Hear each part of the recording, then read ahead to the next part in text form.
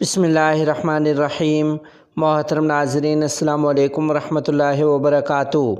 نہایت رنج و غم کے ساتھ آپ کو یہ اطلاع دی جا رہی ہے کہ معروف عالم دین حضرت مولانا مفتی ڈاکٹر یاسر ندیم الواجدی صاحب کے والد محترم حضرت مولانا ندیم الواجدی اب سے کچھ دیر پہلے اس دار فانی سے دار بقا کی طرف انتقال فرما گئے ہیں۔ انا للہ و انا الیہ راجعون۔